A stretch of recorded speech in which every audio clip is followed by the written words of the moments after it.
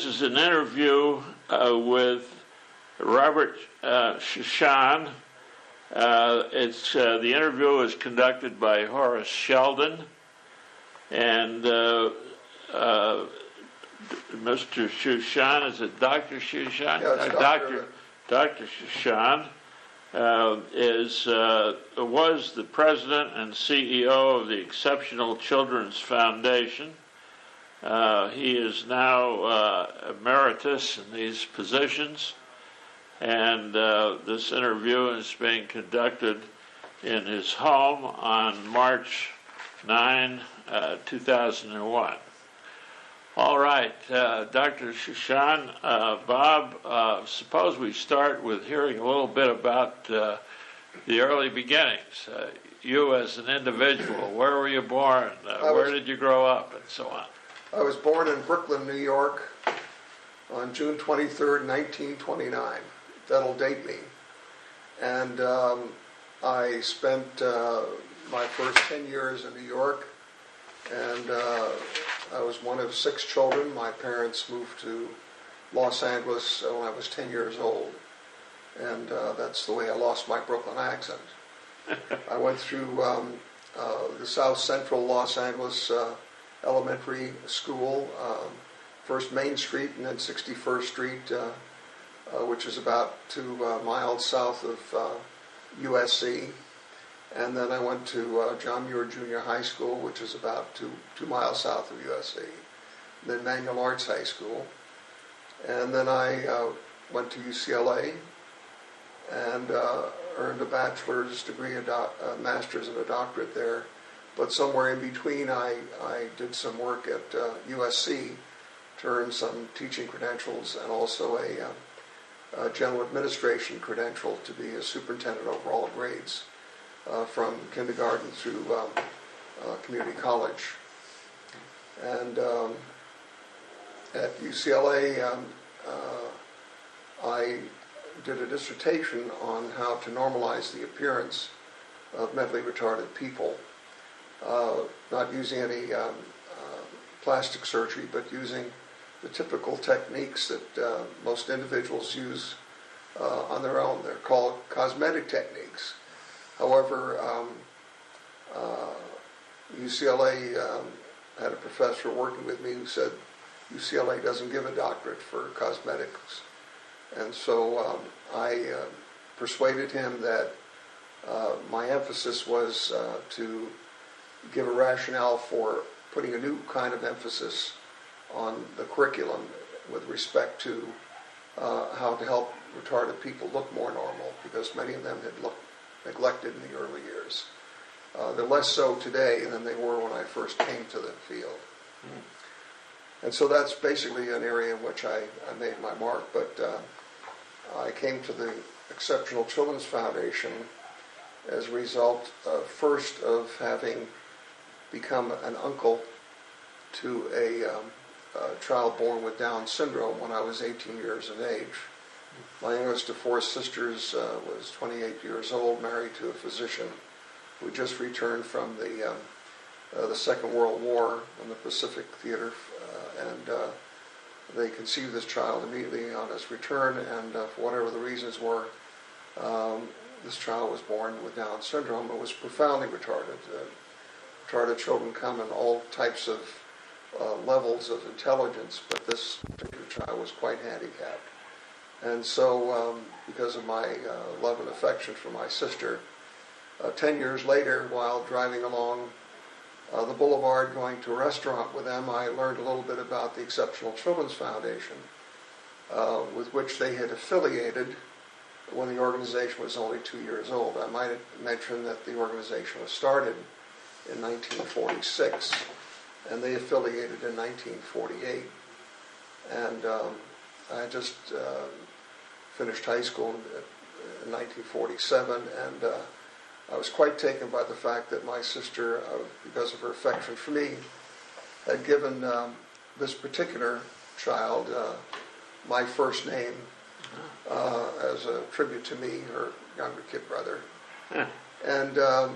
And so I was kind of hooked on this particular child, the whole family rallied around my sister and her husband, and 10 years later, while going to a restaurant in this car on a rainy night, no less, sat down in the back of the car and did the typical thing, how are you, and how things been going with your family, and my sister divulged the fact that everything was fine with her little family nucleus, but the organization that had been helping her child was going down the tubes. And that was the Exceptional Children's Foundation. There had been a recall of officers in June. You said it was founded in 1946. 46, right. And when it was 12 years old, there were a couple of men who had become the president and vice president, respectively, who wanted to focus the organization's attention on building residential programs. Because in those days, if you had a retarded child, the only place you could get help was in a state hospital or in private care, and they didn't want to have the stigma of placing their children in the state hospitals.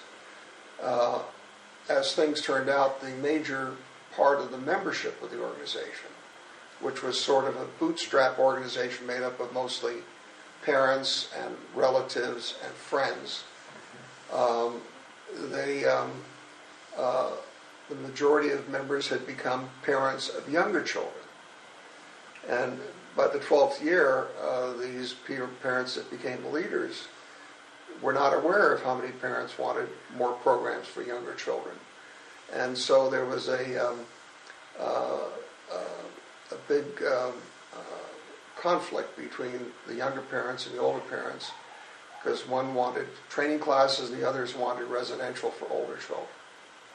Long and short of it is that there was a recall of officers because there was a voting membership, and the people that wanted residential care split off and created a separate organization, and the others who remained behind wanted to create a broad program that was more than just residential. And then around October or November of '58, 3 or 4 months after the recall of officers, I was being told about the pain and financial problems of the organization, and I was also invited the next day to come to lunch with my sister and brother-in-law, and they called the president of the organization and introduced me by phone, and urged the president of the organization and me to get together to talk about what role I might play in helping the organization turn around. And at the time, a gentleman named Charles S. Perkins, who was the director of corporate purchases for Union Oil of California, quite a distinguished individual in the organization, who himself had a child with Down syndrome, interviewed me, and we sort of liked each other. And I was, by that time, in line for tenure with the Los Angeles School District. I had tenure, but I was close to getting a sabbatical leave 6 months down the line. You mentioned the preparation you had had for that career at USC. Well, what was your first job in the school system? Well, I went to work at the Los Angeles School in 1952, working with delinquent Hispanic and black young boys, junior high and high school. It was a school that was contained a collection of the kids that were kicked out of the normal junior high and high school.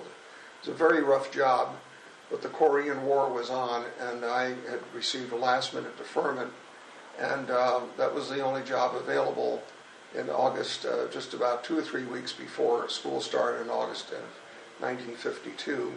And so I took the job because I basically was a sociology minor as part of my bachelor liberal arts education at UCLA, where I earned my bachelor's degree.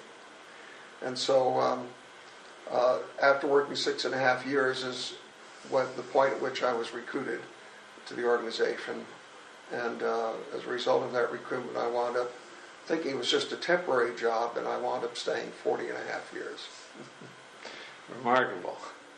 Remarkable. What was the situation? Maybe you could explain a little bit more about why the upheaval and the difficulty that you inherited. Well, Was it just poor management, or what? Well, was it? I think that there was just a major problem was that there was no professional leadership of the organization. It was all done by volunteers and committees. This was definitely a bootstrap self-help organization. It was founded by 3 women who went ahead and took out incorporation papers in February of 1946. Most of the original board members were women. The husbands were sort of behind the scenes earning the living for the family. Sure. And the mothers took the major role of raising money and so on. But I think before the founding of the organization, the most interesting thing to me is why did there seem to be no organizations, formal organizations for retarded people in all the prior years in history. And the phenomenon that occurred around the mid-40s, just after the war, is as follows. During the war, people who had retarded children and previously had kept them in the back room or the backyard, didn't want their neighbors to know, it was kind of a shameful thing. They carried that stigma as family members. They were forced during the war to be uprooted, to follow their husbands and other male members of the family who went into the service. And in those days, it was mostly male members of the service that they followed. And they were forced to take their retarded children on buses, planes, and trains. And they also got to see other people with similar situations, with other children who had learning problems or were mentally retarded. We now call them developmentally disabled, as you know. Yes. Which includes autistic, cerebral palsy, and epileptic children. Mm-hmm. But I will refer to them as mentally retarded in those days because that was the title that we worked with.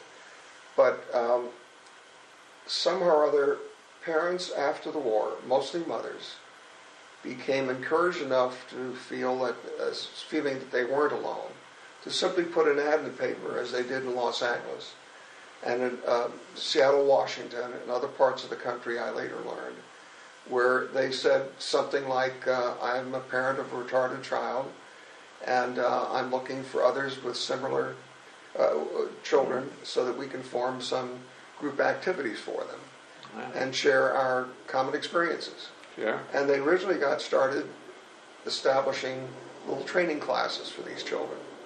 And they were all handled by volunteers. And then that's what happened with our organization. 3 women got together, advertised, and eventually more and more people came to the organization, and they formed classes for these children, mainly for social get-togethers. And then the parents began to feel more confident that children were gaining some ground in terms of their abilities, and so they began to hire an assistant teacher, and then they hired teachers and then assistant teachers, and until they were able to get to that point, they all did volunteer work. But the interesting thing is that as the organization went from about 1946 to 56, there was a 10-year span. The early leaders who were part of the founding group now emerged as the older members, the wiser, strongest, more politically dominant ones on the board of directors. And they had children who were 10 years older than the new recruits that were coming along as members of the organization. Sure. But what the older leaders didn't realize is that as a membership organization, they never stopped to analyze how many more parents of younger retarded children had affiliated with the organization. And when it became very apparent that the older parents were willing to mortgage a building that they had spent an awful lot of hard effort to acquire at 2225 West Adams Boulevard, not far from USC. Mm-hmm. That was somewhere between Western Avenue and Crenshaw, right 1 block east of Arlington. Sure. These parents began to realize that the older parents were buying a property, a 20-acre lot, 20 acres of land in the Aqua Dulce area, which is out near Palmdale and Saugus, and that's now residential. But in those days, the reason that they took property there for residential care is you could not get zoning to allow a home to go up for retarded children in the city. You had to go where they would allow you to take care of livestock, literally. That was still in 1946. Had there been some 1956. Had there been some actual experience of failure in getting zoning to permit a institution of this kind to be introduced? By going out to Saugus, they were able to buy land for $1,000 an acre in those days. Yeah. That was in 1956. Yeah. They found a former ranch house that had enough bedrooms to take care of 6 male adults, and then they added the Women's Auxiliary Organization, which was formed to raise funds, was able to add a wing plus a recreation hall. But what happened is that the purchase of that property and the construction started to eat so badly into the financial reserves of the organization, which were marginal at best, that they almost threw the organization into bankruptcy and threatened the parents who wanted the training classes to survive and to grow. And so there was this recall of officers, which involved a court case and lawyers representing both sides in a dispute. And finally, the predominant group went out. And they were without a leader 6 months after the recall occurred. And they had a hard time in 1958 finding someone with a fairly decent background who was willing to take on an organization that was nonprofit, that had just had this recall of officers, didn't have any money in the bank. Just a word of clarification about the recall. Was it essentially instituted by the interested men and women and families who were putting money into this? Well, it was the parents, the predominant group in terms of numbers. Wow. Were the parents of the younger children. They had the greatest number of votes. Right. And it was just a small handful the older parents who were politically high up in the organization, but they no longer had the power of the votes. And the votes went the other way. And the votes went the other way. That's right. Okay. And besides that, the parents of the older children no longer were interested in an organization that would provide a program with a full spectrum of services. They were only wanted the program for adults who were past age 18 and 20 and 25 and 30. They weren't looking for work training programs, etc. They just, in those days, thought that the best thing for their sons and daughters would be to live a quiet home with a quiet life in a home that provided a neat, clean setting with basically custodial care, and that's the group that they were working for. There was the concepts of learning and development, no matter what the age of the individual and no matter the degree of their disability, was a little bit foreign to them at that particular time. They just wanted them to be happy. They were pleasant individuals and they could have a happy life, but they didn't need too much training at that point. So the parents were looking for a clean place. Ego-wise, they didn't want to have to tell friends that they had sent their sons and daughters to a state institution. It was nice for them to send them to a home. Sure. In those days, the home was called Forget-Me-Not Acres. Really? That was a tear-jerking title that they gave it. At the earliest point, I changed it to what the ranch had been known as before it was purchased by our organization. That was Elkhorn Ranch. Somebody actually had that word embedded in brick on the top of the staircase. And it was good to have it with a normal kind of a name that didn't stigmatize the place. I can see the advantage of that, yes. Well, that is fascinating. So that's how the organization wound up getting into a very tight situation. There was no money, and when I was invited to take over the helm, they had a $12,000 deficit, which today is really nothing. In those days, it was an awful lot of money. And I basically was hired in the 12th year of the organization, the life of the organization, which was 1958.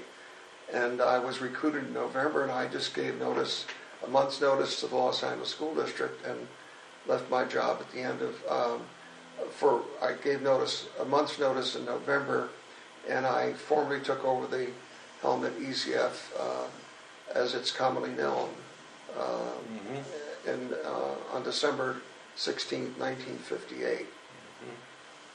Wow. And just a quick word, Bob, to put the activity here in Los Angeles in a broader setting. What nationally, what was going on with handicapped children of this kind? I presume they were not basically being well cared for, and programs were fragmented and so on. That's a very good question. Basically, the Los Angeles School District and all the school districts were not required to have any public education for children with IQs below 50. Oh, really? They were required to have programs for children with IQs above 50. Required to do nothing for one under 50? They weren't required to do anything for children with IQs No below 50. responsibility at all. Then, no responsibility at all. Then there was no public provision for Now, as a matter of taking care fact, of the state, the only way the state provided for these children was through state hospitals. There were no community-based programs funded by the state at that particular time. And what happened is that in 1958, the organization had affiliated, earlier in 1950, the leaders of our organization had actually helped create a state association, then called the California Council for Retarded Children. It's had all kinds of different variations in its name. It's now called the ARC California. Capital T-H-E, and then capital A, small R-C. And they don't even want people to know what the R stands for. It's just called the ARC. And then the national organization, and that organization, by the way, was founded in about 1952 or 53. The national organization was founded in 1950. And some of the leaders of our organization had helped found both the national, which was founded before the state, and then the state association. So there was a national affiliate and the state association.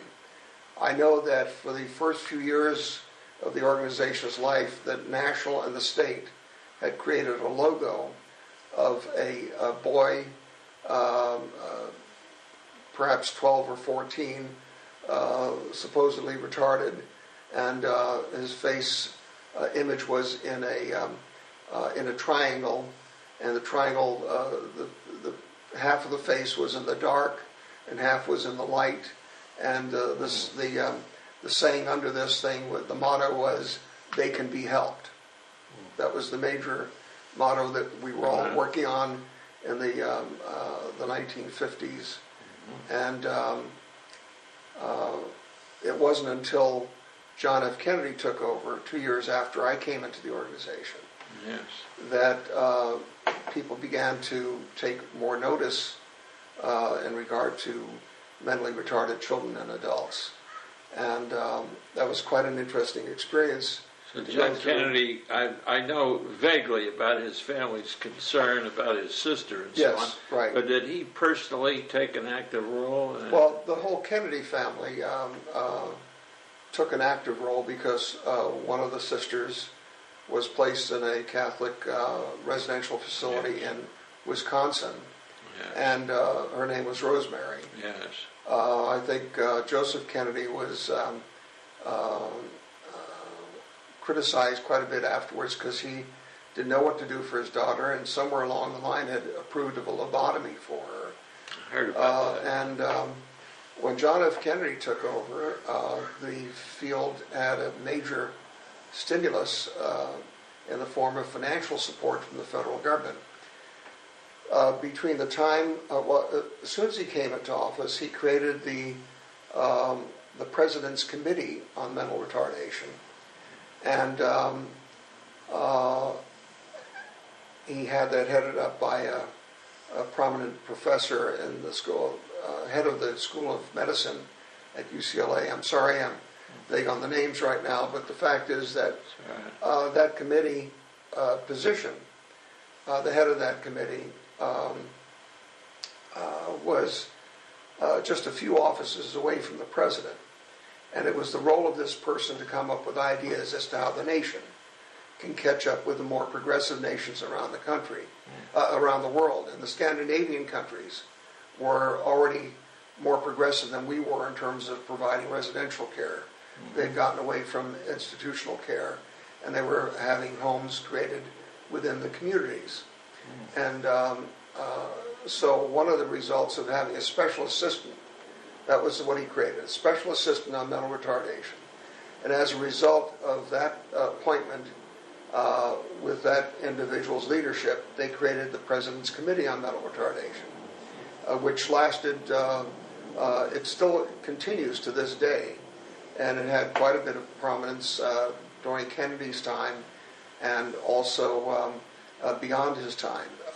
What happened while he was still alive is that there were 28 or 29 prominent leaders in education, medicine, sociology, various research areas who were put onto this committee, and they were funded to go out throughout different parts of the world to see what the best practices were in this field. And that's when they learned that the Scandinavian countries were ahead of us in terms of residential care. It seems that this kind of activity with sponsorship right out of the White House might have had continuing appeal to Johnson when he took over.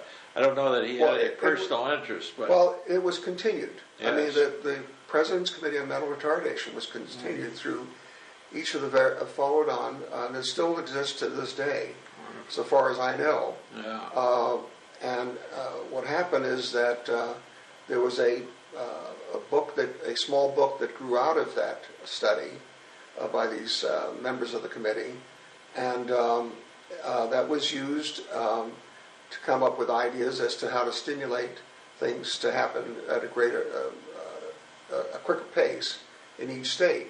And as a result of that study, there was the idea created that there ought to be some kind of a board established in California in every state, and there was money that eventually was authorized by Congress.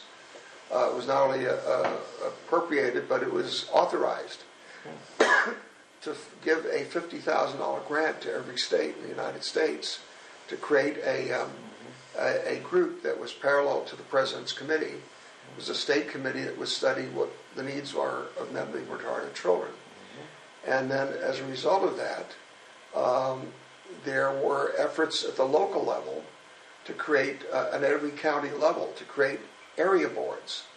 And one of USC's prominent individuals, Al Feldman, was a leader in working with the head of the special education program of the Los Angeles School District and some people from the mental hygiene, as it was called at that time, mental hygiene, mental health, mental retardation field. They decided originally that mental hygiene department of California had subsumed under the responsibility for the state institutions for the mentally retarded. And somewhere the parents down the line wanted them separated. So we have a mental health department and a Department of Developmental Disabilities. There's so many little areas that changed that I'd be here 4 hours trying to give you every single nuance. Sure. But as a result of that activity at the state level, we began to see things happening in Los Angeles. The responsibility of each county area board, as it was called, was to find out what the gaps in services were in our local community. And one of the gaps was that the public schools were not taking care of children with IQs below 50. And wasn't that their responsibility? Well, there was a Senator McBride who in 1964 got the state legislature to enact a bill that provided mandatory education for children with IQs below 50. So now we had state support for generic services to go to children with below IQ 50. Mm-hmm. Around that time, up until that time, from our organization's inception, it was in the business of providing training classes for children. Yes. And so we went through quite a change in 1965 because we wanted all the parents to take their children to the public schools once they were opened up. Mm. And then one little nuance was that we had provided 5 hours a day of care for children in our classes, and the state money wasn't great enough for the public schools to start out with more than 2.5 hours a day. So we had some parents demanding that we keep their children, and that required us to very nicely and politely tell them that we'd be happy to do so, but they'd have, for every child that was accepted by the schools, bless you, excuse me, if they wanted to retain the child in our program, then they would have to pay for the extra amount, because it would be keeping somebody else that needed this space in our program. The schools were not ready to take those children with retardation and emotional disturbance. And so eventually, Public Law 94-142, passed by the federal government, provided that if a school district did not want to serve children who were quite handicapped and had multiple handicaps, including emotional disturbances, that they could contract with private organizations and pay their way. And we did that for a few years until the schools developed their own resource staff and so on. And then we finally got out of that business of training classes, and we went on to other levels. We got into the serving infants, which we'd not done previously, and in '72 we started an infant development program, and that was to take children into a program where we provided developmental stimulation for the child from the time the parents discovered that their children were mentally retarded. At that point, I was just going to ask that. Roughly at what stage or what age typically is it apparent that an infant is suffering from retardation? Well, if a child is born with Down syndrome and has almond-shaped eyes and other characteristics that are identified with children with Down syndrome, this has something to do with dislocation of the location of the thumb is not quite normally placed on or located on the hand, and there are some different types of lines in the palm, and there's a straight back of the neck, and there's usually an unformed palate. But there's a whole range of people with Down syndrome who could be profoundly retarded, and they can also be almost in the normal range intellectually. It took me a while to learn that, and those children who might perform at an IQ of 90 but still have Down syndrome, if you looked at their genetic background, chromosomal studies, those children have been referred to as mosaics. You know, they have the characteristics, but they can perform at a higher level. At any rate, among the things that happened to our organization, we got into this service to infants, and eventually we also, having shifted all of our training classes to the public schools, we got into the area of work training programs for adolescents and adults, and also for those individuals who had medical problems and other difficulties that these individuals were now adults. They were too low functioning to do work, but they were also in need of some kind of a structured program. We created some developmental activity programs, which are they're developmental in nature, but they're not custodial programs, but they are long-term programs where the person may or may not be able to demonstrate that they can progress to another level, which would be a job in the community eventually. And then we do have work centers, and those people who are the developmental centers are usually in the severe to profound levels of retardation. And some of the severe level individuals can get to a point where they can move up to the moderate level of retardation. And then we have work training programs, or they used to call them sheltered workshops. We don't like the word sheltered, but we actually are required by the U.S. Labor Department to pay them based on their productivity. And if we do time studies for every individual, if a person is only producing or assembling X number of units in a given hour, and he or she is only productive 50% compared to a normal person, and we find out what the baseline is for a normal person, then the U.S. Labor Department allows us to record 50% of the minimum wage. We have to keep very careful records on that. And every now and then the organization's record keeping is audited. Eventually along the way, the federal government also required that all purchasing by the federal government allow for the purchasing of various products for the government Services Administration, the GSA, through rehabilitation centers around the United States that work with all kinds of disabled individuals, physically and mentally disabled. And I was able to get a large contract worth about $1 million a year when their demands were high. I don't know whether it is the same level or not, but we actually got into the manufacturing of file organizers, alphabetic and numeric file organizers. Wow. And the organization, I say we, I'm now retired, but the organization is still doing that. Okay. And we've been doing that since the mid-'80s. So that's been a very long-term kind of a contract.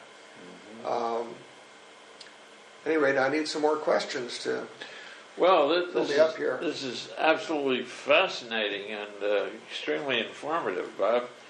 I was particularly interested to get your account of how the work you were doing here in the Los Angeles area fit into the overall pattern around the country.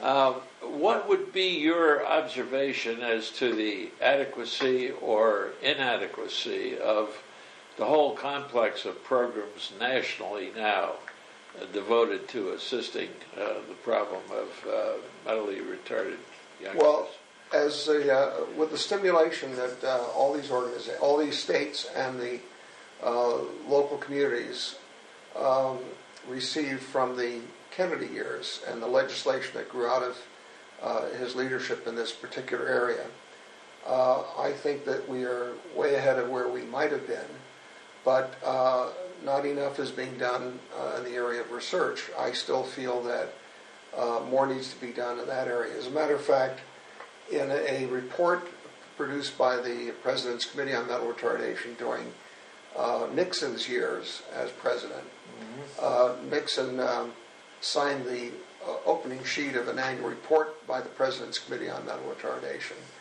saying that the goal of that group was to eventually reduce the incidence of mental retardation by 50% by the year 2000. Well, the year 2000 has come and gone, and I noticed by looking over some of the records of our organization that the largest growth that is being experienced in the organization in terms of programs and age group being served are the infants.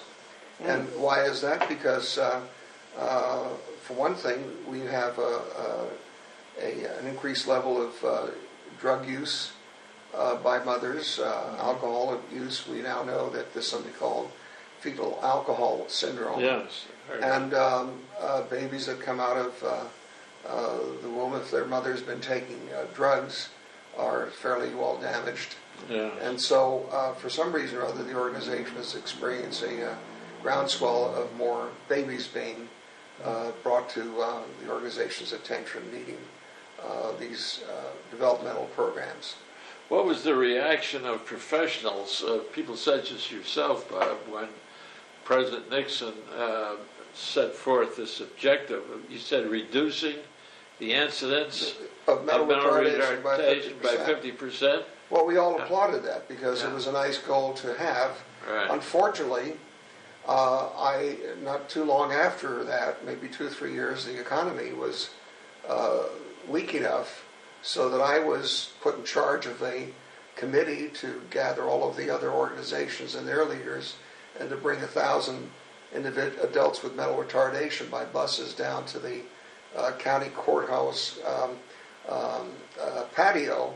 And we brought the media out there because there were going to be some drastic cutbacks in funding for the work programs for adults. These were adults that assembled. That was a program for adults, and under Nixon's leadership, the Congress was going to reduce the amount of dollars that were flowing to the work centers around the country that were actually helping people become very productive, and they were earning a wage, with some of them having the prospect of going on to actual jobs in the community, which we have since done in the 90s.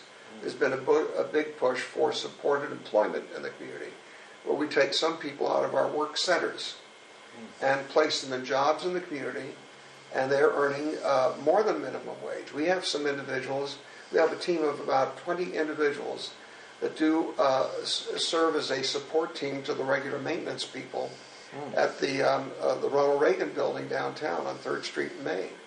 And some of them are earning $8 and $9 an hour. We had a contract for many years with the federal government through the GSA organization to do the landscaping maintenance at the federal building in West Los Angeles and Westwood on Wilshire Boulevard.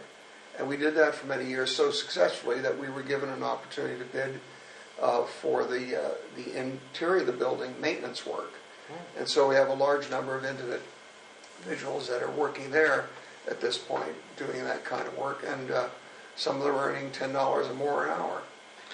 We also have individuals on the support employment program working for the county courthouse doing filing of traffic tickets and so on. Wow. Various clerical jobs. That's wonderful. So there's a progression that we have in the organization. You pointed to the need for more research. What about if the term is correct, the medical side of this, the physical side of this? Are there clues or anything more than clues as to what happens in the brain of a fetus that predisposes that kid to this condition? Well, anything known about that? We only know that, for example, with children with Down syndrome, that each child, all children, inherit 23 chromosomes per gene from the mother and a like number from the father. And what happens is that and they come in pairs. And on the 21st pair, instead of just having 2, if you looked at a slide presented by a geneticist, and I've sat through meetings where they've done this, that for some reason or other with children with Down syndrome, on the 21st pair, one of these parts of the chromosomes has broken off. And so there's 3 pieces there. And that's called trisomy 21, just to keep up with the scientific vernacular. But there are other areas that they've learned cause children to be born with microcephaly, smaller heads, small birth weight, low birth weight, etc., smaller stature from fetal alcohol syndrome. That was that was discovered maybe 10, 15 years ago, and that was a big breakthrough. There's nothing that dramatic yet, except that there's a lot of work going on biological engineering, and we don't know what they're going to be doing that may surprise us all in the next few years. One thing that is being done by way of prevention is women who become pregnant can choose to have what is called an amniocentesis test. Yes. In which case the cells are removed from the amniocentesis from around the child. I'm having words slip away here. They take some amniotic fluid out, and they analyze this, and they can tell through a chromosomal test that there is this trisomy 21. And my wife has known one or two teachers at a school where she worked, elementary school, where they were pregnant, and they did this, and I think one or both of them had found out that they were going to have a child with Down syndrome, and their choice was to abort. One did and one didn't. One was of an age where she was happy to have any child. The other was young enough to say, well, I'll wait for a normal child to be born. And so there may be a small number of children with Down syndrome who are no longer being born because of parental choice in the matter, but there's still a goodly number out there. And you asked an earlier question, can parents tell initially? How long does it take for them to tell? Yes. That's way back several pages in our interview here. Yes. But I haven't forgotten it because it was a really good question. What happens is that if a child has Down syndrome, that can be detected fairly soon after birth, either at birth in some cases or after birth. And however, with some children, they may be born perfectly beautiful, but they're damaged in some way, and maybe it's from anoxia, lack of oxygen. Yeah. The tube is the cord has been tied around the child's throat, and they've lost some oxygen, so parents never know. Sometimes they will see the child progressing slowly, but everybody will say, well, Einstein didn't read or talk until he was 3. So they wait until the child gets to school age, and then the school begins to see by comparison with other children that this child is too slow in its progress. Yes. Abnormally so. Yes. And then they get into studying what the problems are. Now, I may have missed this, I'm not sure, when we're getting at the point of the level of incidence of these conditions nationally, not just in the Los Angeles area. On the one hand, you've got these very constructive activities going on to a great extent, probably inadequate overall, I assume. But on the other hand, you've got presumably the growth of some of the conditions that predispose the fetus, the infant, to mental retardation, like excessive alcohol and drugs. Right. Drugs. Kids are rather severely handicapped, are they not, oftentimes, when the mother is a drug user? Yes. Yeah. But again, even in each category of mental retardation, whether the child is born with Down syndrome or whatever category the child is placed in, perhaps the low end of mild retardation, we go by, instead of morons, idiots, imbeciles, etc. The words are mild, moderate, severe, profound, and borderline. And no matter what category the person is in, the concept is that we should take a developmental model approach to that child. No matter how low functioning the person is, the caretakers should be thinking about how this child could move up the scale if only we were smarter and bringing out the best in the child. Yes. And I know when I first heard that concept many years ago, I asked the speaker, you mean even a profoundly retarded person? And he said, well, for example, there's a totally bedridden person, presumed to be profoundly retarded in all regards because there's no speech coming out of the person, they can't write. But yet there's still something in the person whereby habit training, we call it behavior modification techniques now, but in the old days they used to call it habit training. They can put some wires under the bed sheets, And so they can teach this person to roll to the left if they want an attendant to come out, even though they don't have the use of their fingers to press a buzzer. And there have been some techniques used in a research study conducted by our national organization a few years ago, where they set up a computer in front of this individual, and they put a certain rod or a band over the head with what looked like an antenna that had a light in it. And when this light would hit the screen a certain way, this person could direct the machine to either the television to turn on or turn off. It was really quite advanced. I haven't followed that particular study now, but it was able to give this approach enabled even a profoundly retarded person without speech to gain more control over their environment and to function at a higher level without the constant help of an aide standing by. So there's so many little nuances in the field. Yes. Again, we'll never be able to cover all of them Yes. in the short amount of time that we have together. But I would understand. like to think that I'm whetting the appetite of whoever's going to listen to this. You are. You very definitely are whetting the appetite of the people who are able to listen to this, Bob. I'm going to turn it off just for a minute to get a little bit of view of how we're doing. Testing the other side of the tape. Now, just for the record, we want to show that we're turning the tape over here. We're very near the end of this side, so we're going to continue this interview on the opposite side of the tape.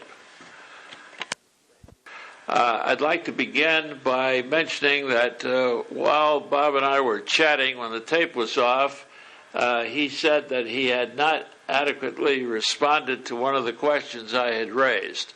Bob, this is now the time to continue your response. Go right ahead. Thank you for this opportunity. I'm really enjoying it. You asked earlier about what was happening more broadly at the state and national level, and I'd like to fill in a little bit that I did not mention. At our state level, at some point, after there had been an advisory board established on mental retardation as a result of the President's Committee being established by John F. Kennedy in Washington, and money started flowing to California, and this advisory committee, the State Mental Retardation Board, so to speak, I think that was the title, they were guiding the governor at the time as to where the gaps were in services and how the state might improve its services. They decided that there should be a network of 21 regional centers throughout California. And the function of the regional centers was to help find and create, programs in the community that parents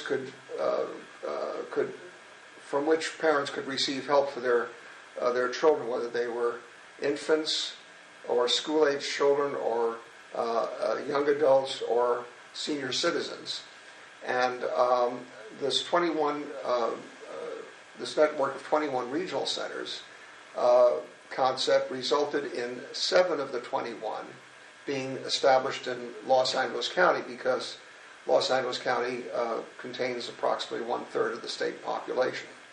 And so in California, one of the greatest things that happened over the years, still going back to the Kennedy years in office and the funds that flowed from the congressional acts, legislative acts that were approved at the federal level and also at the state level, we now have a system of 21 regional centers, and these regional centers stimulate the establishment of programs wherever they see a gap.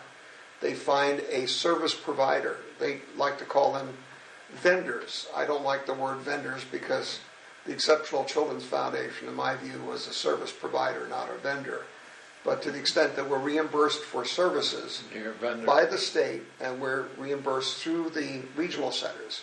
Regional centers tell the state that they're going to purchase our services for individuals, and they track what services we provide what hours we provide the services for per month, per day, per week, per month. And then based on certain rates that the state has approved, the regional centers reimburse organizations like the Exceptional Children's Foundation for the services provided. One of the major problems that we have is that throughout the United States, we're not as lucky as we are in California to have 21 regional centers. And we had those 21 regional centers established under something called the Frank D. Lanterman Act. I think it was initiated in '69 and then amended along the way somewhere in the 70s to the point where people in California can receive services on demand. And that's a very interesting concept in California because in many states they don't have the regional center concept. I think that other states have different mechanisms for providing services. And of course, they have unique characteristics. First of all, they're not as large as California. They don't have the same population, so there needs to be some variation. They have certain other mechanisms for delivering services. But I think in every state in the United States, we now have some fairly decent services being provided to individuals. Unfortunately, we don't always have the best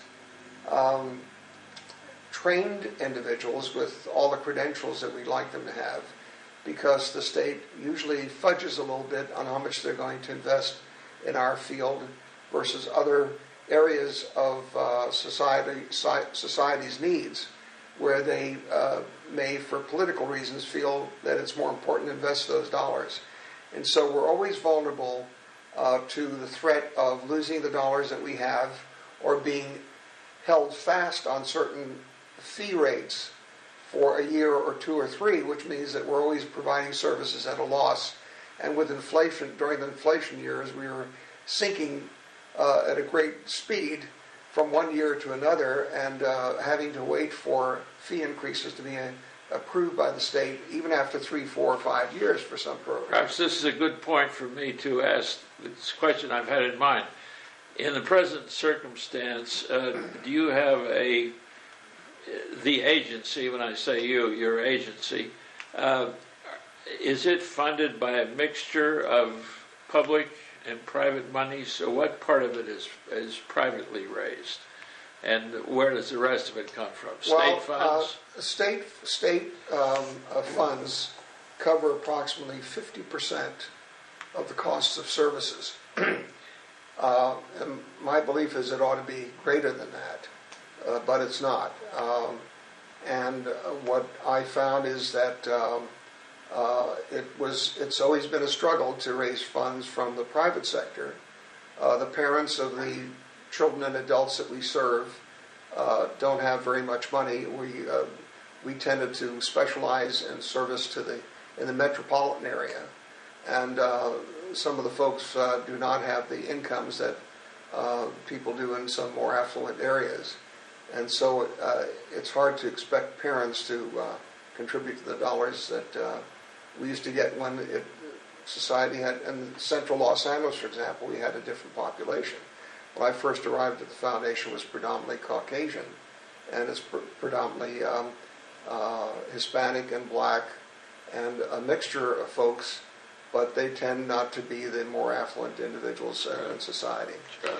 And I would say that one of the great things is that there's been a broadening of services throughout the United States, a greater respect for individuals' developmental disabilities. And by the way, the terminology has changed. Some of the legislation that was approved in the Kennedy years under the specific title of mental retardation legislation, that was changed later on when parents of children with other disabilities went to their legislators and said, "Say, you're giving all this money to children with mental retardation, what about ours?" So what they did is they said, "Well, we'll call this we'll put a new title on it. It'll be developmental disabilities that we'll cover." So the same legislation that covered those with just mental retardation now covers a broader group, which means that the amount of money for just mentally retarded is not as great as it used to be. And there was even some talk about broadening the category even further, which would mean that the funding for on a per capita basis would go down. So I'd say that the biggest caution in our field, I've tried to pass this along to my successor, is that when you watch the news about what monies have been appropriated, that's only the first step. You have to find out when the money is actually authorized. And not to build your budgets on the appropriated amounts, but to look for the actual authorized amounts that are going to flow to the organization, from the federal government to the state to the local organization. One of the great things that helped our organization develop, as others, in creating innovative programs was that the legislation enacted during Kennedy's years in office also provided a certain amount of dollars for innovative services. And one of my contributions to the field was that I was able to go after some of those dollars and create new programs and expand other programs and just improve the services that we had in a general way. And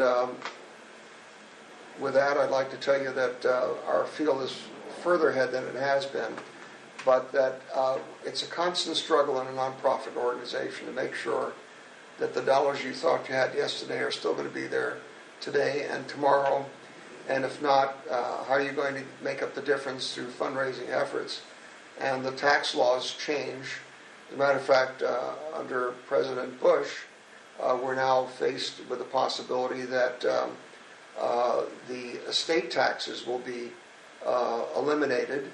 And there's some affluent individuals, like the father of Bill Gates of the Microsoft fame, who came out on television recently and said, no, as a well-to-do person, he and his son, or as well-to-do persons, he and his son believe that it's important for individuals with large amounts of funds to have a tax advantage tied to contributing to nonprofit organizations and certain causes.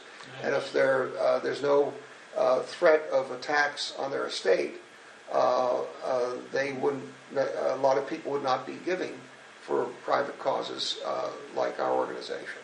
Mm-hmm. And so I think that I've noticed there's a lot of attention being given to that line of reasoning now. People that come into head up a nonprofit organization have to always have eyes on the back of their heads and also have their ears listening very, very intently on what's being said about the field and where the money's coming from, and to read what's happening in the stock market as well. Yes. Know how that's affecting the state at any one time. Right. I frankly had the biggest challenge of my job was to guide the organization through inflationary periods, stagflation, recessionary periods, recovery periods, and some periods where there was money at the state coffers, but there was not the interest in serving our field. And it's a constant battle to make sure that funds come to this field when it involves public dollars. And conversely, in addition, it also means that the organization has to be fairly astute and creative in creating programs that attract the attention of public agencies, satisfy them, but at the same time stimulate the contribution of dollars from the private sector. I understand that's a very good way to put the challenge to private agency heads. Exactly. Mm-hmm. So. Bob, you must feel a great sense of satisfaction looking back on the 40 and a half years, as you said, that you worked at the head of this wonderful agency. You mentioned something to me before we began the formal interview about a movie that had been done about your work, and I believe, as you explained it, it dealt with one particular young man with whom you had worked. Now, I think that must have been an extraordinary experience.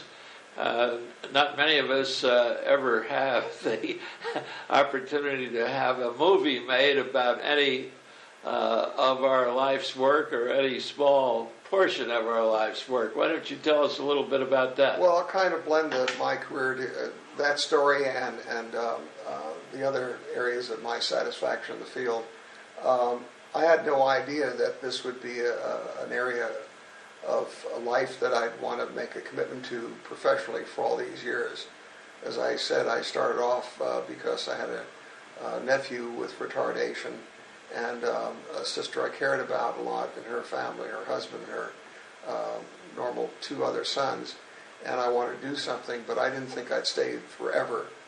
And it seemed that with each year that I was there, I was able to feel the progress that we were making. I was very determined, and I was able to gather support for the organization. And with each new decade, I was now looking ahead to the next decade, and suddenly I turned around in 40 years, and an extra half a year had gone by, and I didn't realize how fast it had gone. But one of the things was that I was able to affect the lives of tens of thousands of people over those 40 years. The organization basically has enrolled approximately 1,000 people at any one time. But with people moving out of the program and people moving in, we serve about 1,500 different families a year. Plus we've had a public education program, and I was able to be involved at state organizations and national levels that were at planning bodies that had something to do with new directions in our field. And that's too much to go into, but basically the organization started out with 50 employees and about 300 individuals that they were serving, and I was able to take an initial budget of $200,000 with assets of $175,000, build the budget to $10 million a year, and the assets to $25 million, which was an interesting experience. And I learned that I was pretty good at fundraising, and I certainly cared enough about the people that we were serving, both the parents and their sons and daughters, that every program that we had a chance to get funding for that was a new step forward in meeting the needs of these individuals, both the children and the adults and their families, meant something to me, because it was very rewarding to look at families and talk to them and to receive their thanks along the way. That didn't mean that it was easy, because we had a great change in our board of directors over those years. We've had a board of directors with 19 individuals. They all come on with different concepts as to how the organization should be run. There are board politics that I had to get used to dealing with, and trying to avoid offending anyone, and yet taking a hard tack when I needed to, when it was required to go in a new direction, but to do it so skillfully that I never left any bloody noses along the way, because those come back to haunt you anyway, particularly in a nonprofit field. And what you've said is just a wonderful expression, a wonderful model that an individual running a private agency such as this ought to try to emulate. Well, you have to be calm and collected, but you also have to be strong enough to know that what you're doing and believe what you're doing is for the benefit of the organization. And when you have to stand up to someone in a nice way to fulfill your expectations for the organizations or achieve them, it means that you just have to do that. We're going to ignore this telephone call in the background. Sure. Somewhere along the line, I worked myself to the point where I did run into one board member that felt like the services ought to be totally changed. In the 1990s, there was a movement on the part of an organization, a different organization not affiliated with us, that said that all people, and the philosophy of that organization was that all people should have the same rights, civil rights, as normal people. And that is that instead of having an organization like ours have a preparatory program in a work center. Every adult handicapped person, no matter how handicapped they are, should be able to get a job in the community. And the dollars should flow to employers to hire staff in their employment environment and to bypass the nonprofit organizations. We got into and this happened nationally, there was a very big debate as to whether or not organizations like ours should have work centers and programs. First of all, we know that wherever we could get generic services like public schools, programs for children of public school age, we did that a long time ago. We're prepared to turn over infant development programs to any organization in the community that would take them on. But unfortunately, there's no one to take them on. There are some groups that do it, some schools that do it on a voluntary basis, but is not mandated. Where adults are concerned, there's no one really to take on those programs, and particularly the lower functioning people. Philosophically, I did not believe, nor did our board of directors, that some of the lower functioning people could ever hold a job out in the community. We believe that a lower group than we previously thought could hold a job in the community can do it. There are some people moderately retarded, for example, who might hold a job in the community, not just those who are mildly retarded. And we do that for those individuals, but we still have to have some programs with walls in them. And so there was a philosophical debate I had with one of my board members, and that was a rough period that I went through. And back in, that was the late 80s that I had that experience where there was a philosophical debate, not just between this person and myself, but then he got two other board members to talk about the same thing with the board, and they almost developed a schism.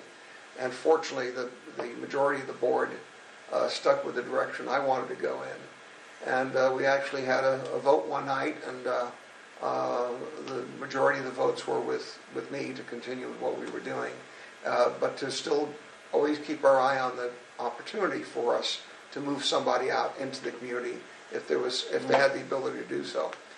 Now, I bring that up because I mentioned that this field can be pretty tough on people. And I worked myself to the point where in '89 I needed some bypass surgery at age 60. And I came to the job when I was about 29 years of age. So I realized in '89 that I needed to keep my perspective, so to speak. And instead of just going to the office and sitting at the desk all day, I did paperwork at home at night and on weekends, and I decided I'd get out more into our program in the field. And I delegated more office functions to the staff around me. And while I visited one of the sites, a work center based in Culver City. It's called PAR Services. It stands for Production and Rehabilitation Services. That's where we got the PAR. And it's in a building at 8740 Washington Boulevard in Culver City, and the organization is going to honor me by naming it after me. Oh, really? They're going to have call it the Robert D. Shushan Building. Oh, that must we haven't gone through the services yet, but I had an interesting experience in that building in 1989, and that was 10 years exactly before I retired in June of 1999. But I parked my car, and there's a large parking lot, and the building was sort of an L-shaped with offices in the front, and then the parking lot that came up to that building, and then to the side, the long part of the L, there was a building that went almost 3-foot football fields in length. It's a 45,000 square foot building. Wow. And so as I walked to the back of the office section off the parking lot, I heard somebody calling to me by name. Hi, Dr. Shushan, and so on. So I looked up at the loading dock, and there was this fellow with 4 missing teeth at the top of his mouth and 4 on the bottom missing.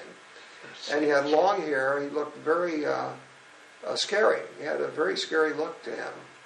And I went over. I just wanted to show my respect. And we talked, and I didn't know who he was, but apparently he had worked for an organization out in gardening projects, mostly off the premises. He was a low end of mildly retarded, so he was a capable person. He was very articulate, learned how to quote the Bible extensively. Really? And in a brief contact with him, I discovered, I just simply said to him something like, gee, what is your name? And he told me his name, James Joseph Jones, and I asked how he happened to lose his front teeth. And he told me he had he was prone to having grand mal seizures. Well, in the course of the conversation, I found out that when I said, do you have a family, and have they tried to get new teeth for you? And he said, no. He was given away to foster homes, to a foster home from the time he was 6 or 7 years of age, and that the state has paid for false teeth to be made for him at least twice, but it cost $5,000 each time, and they didn't want to spend again after the second time because he tended to either break them or lose them. So I said, what is your goal in life? And he said, well, someday he wants to locate his father and his siblings. He had 2 sisters and a brother. One brother had died. And I said, well, what do you want to have? What do you want to accomplish before you meet them? He says, I want to look better. I want to look like a regular guy. That's basically what he said. And I said, well, would you like my help? He said, I sure would. And I said, who's your counselor? And I found out who his counselor was on our staff. Went to him, and I tried to find records about this guy's family. Unfortunately, our records that we obtained from the regional centers were sparse on his family. He had no family that they knew of. And what I did is I began to meet with him for lunch once or twice a week. I got to know who he was. And there was an unusual, remarkable convergence of what his needs were and what my talents were and what my interests were. Wonderful. Because in between 72 and 74, 1974, 72 and 74, I was working on my doctoral dissertation in the School of Education at UCLA, and I had selected as an area that I was interested in normalizing the appearance of retarded people. I mentioned earlier using cosmetic techniques that most people use rather than plastic surgery. And it's something I discovered as a result of my own 3 normal children telling me at early ages. First, when my oldest son, who was 9 years of age, was able to spot people in a restaurant, spot one particular woman, and he said from 20 feet, 25 feet away from her, she was waiting with the hostess to be placed with her at one of the tables with her parents. It was a Sunday, so they were either coming from church or going to church. Long and short was that my son said, gee, Dad, I think that lady's retarded. And she was certainly nicely dressed, but she had a drooping jaw. Her whole facial expression was very dull. And her affect told him that she was retarded. I hadn't spoken to her, didn't know whether he had speech, didn't have access to any medical records or educational records, but he was able to diagnose her from that many feet away, and I was saying, gee, congratulations, you're doing pretty well. Extraordinary. And I just sort of put this in the back of my head, and then my younger son, who was 7 years of age at the time, heard me congratulate my older son at being able to spot a person with retardation. And we went to one of the events a few weeks later that we went to was a party for retarded people, retarded young people, and their normal siblings. And so this younger kid, without my prompting him, was determined to be able to prove to me he was as smart as the older brother. See? And so one little kid got out of the pool and he says, Dad, I think that one is retarded. And I was wondering how he knew, because this kid, he saw the back view of this child. Huh? And the child was only wearing what I thought was a bathing suit and nothing else, and he didn't see any facial expressions or anything. But he had used the clothing of this child, the one item that the child was wearing. He was wearing cotton underwear rather than a swimsuit. And so he figured he must have been retarded because a normal person would have been wearing a swimsuit. But a 7-year-old detected that. And so I put that out of mind. And that was all in the 60s. Believe it or not, the 60s, it was hard for me to realize this, but in 1972, when I was just desperately looking for a topic around which to build a doctoral dissertation around, my wife and I went to a drive-in restaurant. We used to have that in those days. And a car pulls up next to us, and my wife and I now have our 5-year-old daughter standing up between us in the front seat. And the car next to us had a very nice-appearing lady at the steering wheel, and her teenage son to her right. And on the back of the station wagon, this kind of cute little boy was peering out at us with his nose pressed against the window. And he had a neat haircut. It was a crew cut. But my daughter, who had only gone to certain Exceptional Children's Foundation fundraising events from the time she was 3, she began apparently to decode the characteristics of some of the people that she understood were described as being retarded. And she could tell that this child had the appearance of Down syndrome around his eyes. No one ever told it to her, but she had just decoded that, and because of the group that she saw around me at my work, and she was able to encode it in the community here. And so I thought, well, gee, we're at a point in our field in the 70s where the concept of normalization came into being. That's a very interesting thing. This gives me an opportunity to tell you that there were 3 driving forces in our field that all emerged around 1972. And it grew out of this concept called normalization.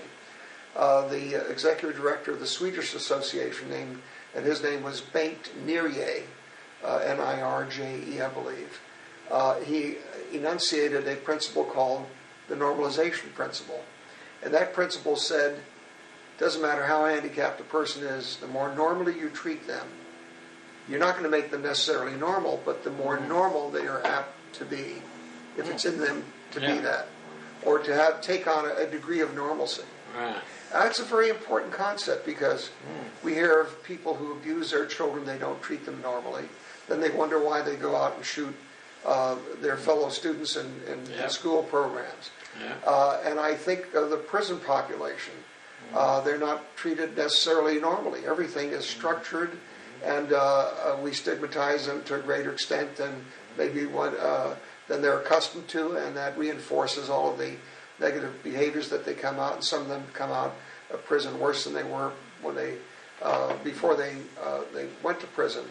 So this normalization principle is a very important one, and I took that to heart, and I decided that in 72, what I should be looking at is if I could help a retarded person be more normal in appearance, then I might have a chance help them move from point A in the community to point B, less stigmatized, less observable to be disabled. And once a person carries stigma, and people can stigmatize them with that can lead to discrimination if the audience is so inclined. Not every member of the community is so inclined, of course. Then the other concept that grew out of normalization was the developmental model, that we should always look at a person, as I mentioned earlier, as able to grow, even though they are profoundly retarded. In some way, we ought to capture what their highest potential is. And the only way we can do that is to look at them with the concept that it's up to us to bring out some form of development in them that might be buried without our effort in a creative way. And then the third principle was that we should help this individual move about in the community in a less restrictive way. In other words, instead of just being in a home for retarded people, we shouldn't stigmatize the home with a name that says Forget-Me-Not Acres. It should be Elkhorn Ranch. Right. And instead of being in an institution or having an institutional haircut, a buzzsaw institutional haircut, that person should have a normal haircut. Oh, exactly. Unfortunately, what was happening is that around 1972, there was a major movement going on throughout the United States to push more people out of the state hospitals into the community. Yes. And the communities weren't prepared for them. Yes. And I saw more people coming out of institutions into group homes in the community looking like institutional types. They were dressed like institutional patients. They were not dressed normally like most families would dress their own sons and daughters, because some of the clients that came out of patients that came out of institutions didn't even have, their families were already gone. And so they were now either wards of the court, or the regional centers just simply funded them in group homes and so on. And so with the concept of least restrictive normalization, the developmental model, and the least restrictive environment, I married all that together, and I said, well, gee, my concept about normalizing their appearance will facilitate them appearing more normal, having people interact with them in a more normal way. This will lead to them, people looking at them with the idea that they can develop further because they don't look quite as retarded as they might have unattended. And thirdly, that by looking better and behaving better and learning more and growing, that they could move into less restrictive environments, which means that they can access more things in the community. And so, coming back to this one fellow, James Joseph Jones, I went out and I told him that I would help him, and one of my helps was that I was able to get some dental surgeons through one of my board members who had a member of his family working for them to get a free surgical services to install 4 teeth and top dental implants, 4 teeth on top and 4 on the bottom. Implants, right. And at the time we had a public relations lady on our staff who really worked with our organization out of an office that she had in San Francisco, but I communicated with her via the fax and telephone. She called me one day around the time I was getting started on my work with James, and she said, gee, I'm working on the newsletter. Is there anything unique and different that you're working on at ECF that I ought to be talking about in our next newsletter and our next annual report? And so I told her a few things. I said, incidentally, one of the things I'm doing is I'm finally going to apply to one individual all the things that I developed in my concepts during my doctoral dissertation. And she wanted to know more about that. And I said, in that area, for the dissertation, I just changed the person's appearance, had before and after, before the change pictures taken, after the changes were made, pictures were taken. Then I had 30 couples examine the pictures to tell me which one the person looked more normal, if they were able to tell the person was, if they were looking at the changed version of the individual, how many of them were still able to tell that person was retarded or not. Yeah. And the results were pretty interesting, and I was able to succeed at a higher level than I expected or my professors expected in changing the public perception of the people that they saw in these photographs. So, anyway, she said, and I said, one of the things that has come to mind along the way in my work, I not only feel I could change the physical appearance of the face and the head, the hairdo, but I also have this sense that I can change the way this fellow walks and the way he talks. And that's why so she said, well, it sounds like that's what Henry Higgins did. And she said, this sounds interesting. Yes. That maybe I can get somebody from the LA, I ought to call the LA Times, talk to the editor. How would you feel if I was able to get a reporter that might be interested in doing a story on this?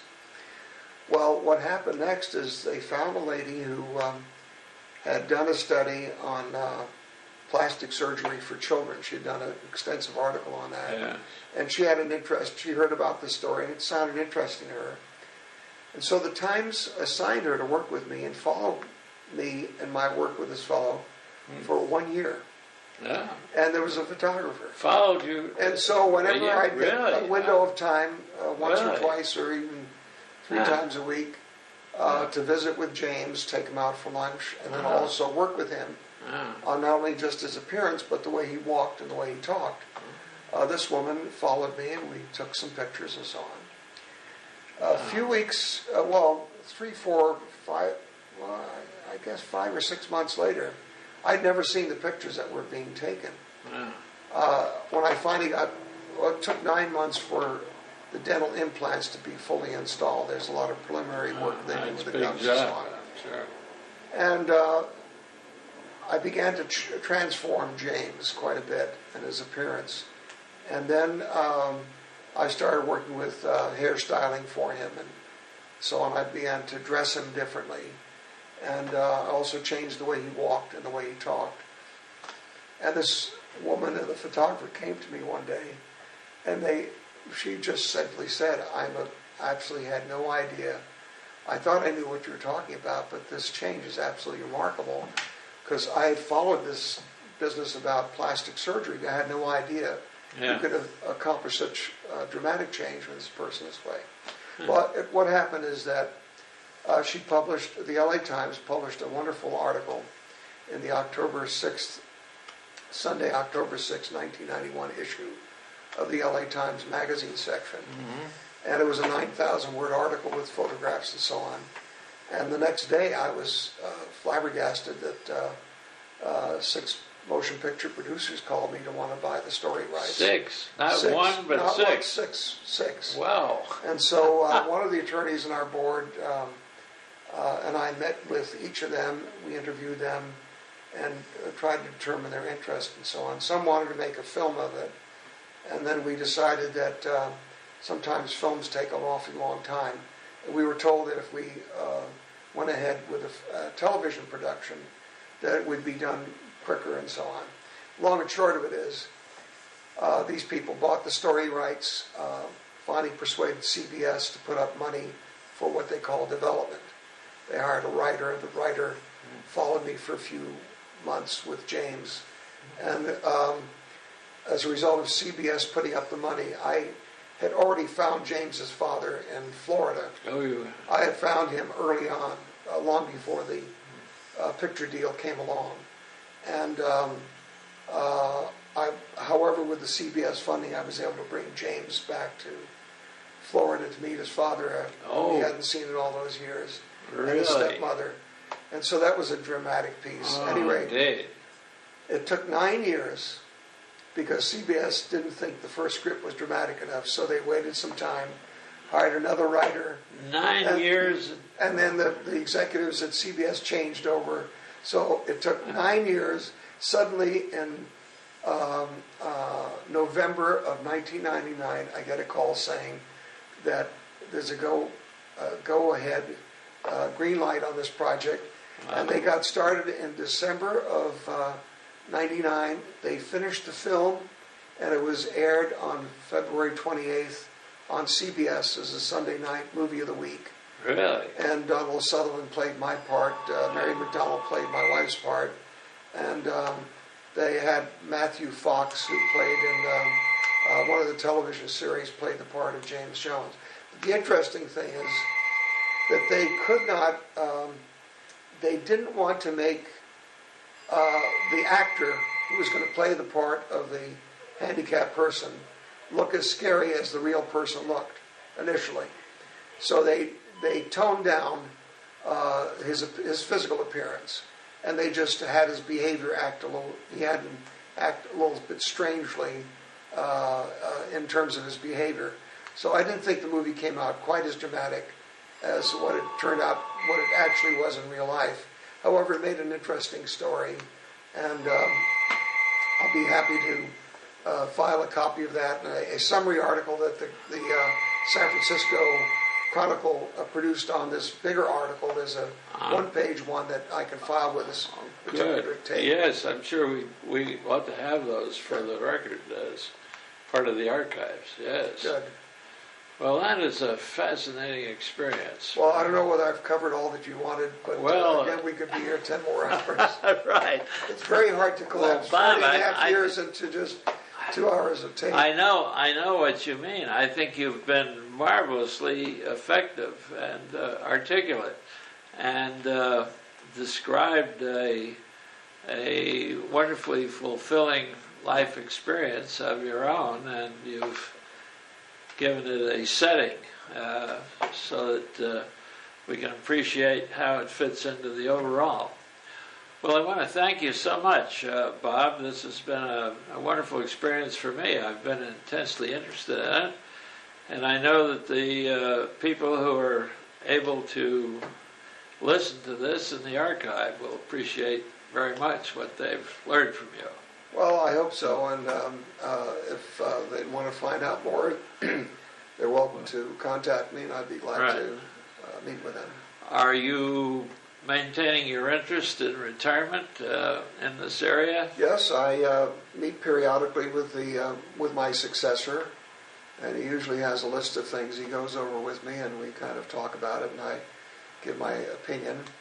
And Wonderful. There's a ceremony that I'm told is still going to be held about naming the building after me, and I go to all the fundraising events and contribute quite a bit of my own personal funds now, and I'm pleased to do that. So I'm keeping in touch with the organization.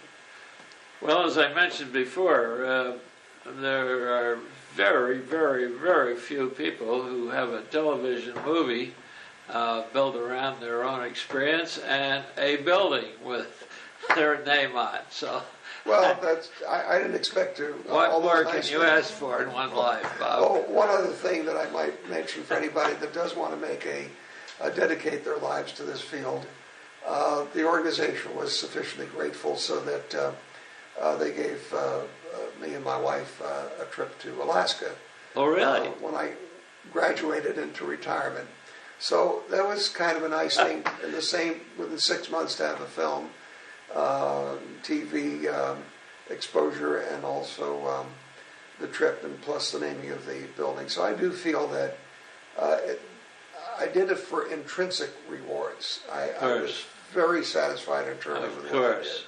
Right. And to have other people recognize it is always kind of frosting on the cake.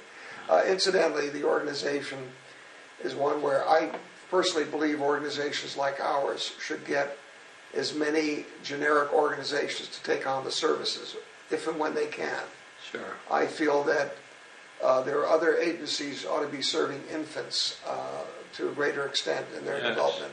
Public schools should be doing this, just as they did with school-age kids. Yes. I think eventually we'll get more and more people to be hired by industry. Now, it turns out that when the tight labor market just occurred up until recently, as you know, we've been going along with a surplus in our federal and state budgets, and there's been almost full employment. Now, when that happens, the disabled, no matter what their disabilities are more in demand for different jobs in the community. And I think that somewhere, if society can stay on the straight and narrow in terms of the economy, more individuals with disabilities will be hired in industry. And one area that our organization might go into is residential care. We've already had 3 programs in that area, but it's an area that we haven't expanded in, and we might in the future. But that's for the next administrator and board to decide which way they want to go. Bob, as we wind up this interview, I wonder if you would take a few minutes and give us the benefit of your overview, as we might put it, your overview of your 4 decades of working in this field. What are the important things that should be noted for the benefit of students as they follow this, your remarks? I'm glad you asked that question, Horace, because I would say that in the 1970s, when the federal government passed the Public Law 94-142, that was a hallmark event for special education, because what happened is that major funding was provided by Congress to the 50 states, and they in turn to their various school districts, to make sure that every child with a disability was provided public education on a mandatory basis at the expense of the public. Then the other thing that happened is that in the